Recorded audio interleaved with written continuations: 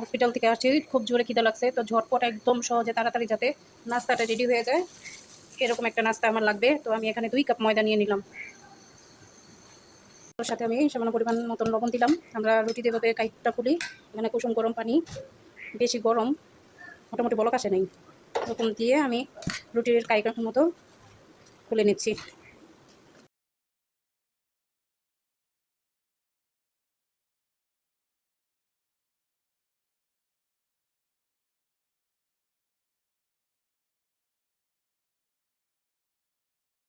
এরকম করে একটা রুটির গোলা নিয়েছি।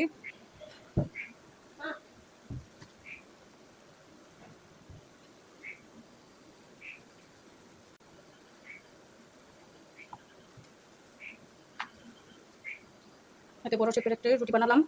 এখন এটার উপরে আমি কিছু পরিমাণ চিনি দিয়ে দিলাম।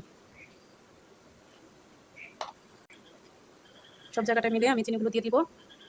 এরপরে উপরে ছিটে ছিটে আমি কিছু গুঁড়া দুধ দিব। নাস্তাটা একদম ইজি এবং ঝটপট, খুব মজা হয়।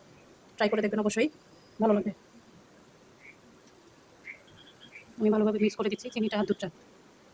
এভাবে দেওয়ার পরে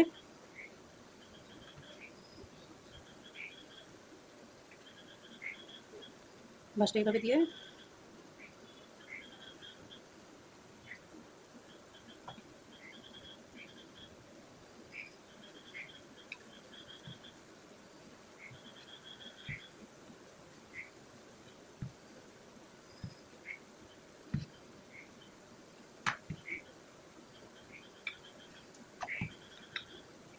তারপরে আমি আরও কিছু পরিমাণ আরেকটা লেয়ার বানিয়ে নেব। ওর উপরে আবার চিনি আর গুঁড়া দুধ মিক্স করে দিচ্ছি।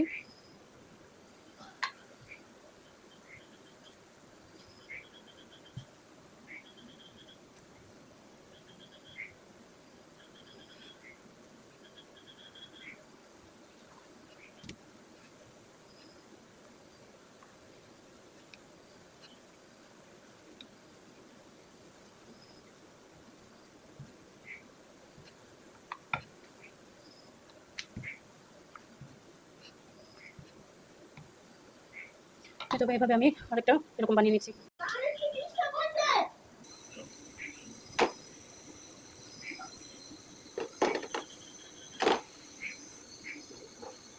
এপাশ ওপাশ ভালো করে ভেজে দেবেন, কারণ রুটিটা একটু ভারী হয়েছে।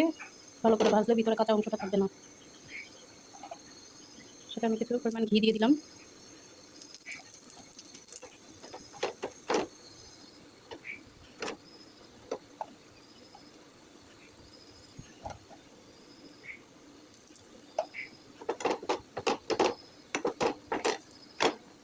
চুলার আঁচটা একটু কমিয়ে নেবেন, কারণ ঘিটা দিলে পুড়ে যায় বেশি।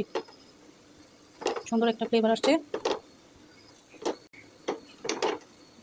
এই তো মাশাআল্লাহ, ফ্লেভারটা খুব চমৎকার আসছে। আপনারা ট্রাই করবেন। সকালে এবং টিফিনে এই নাস্তা চলে যায় খুব দ্রুত।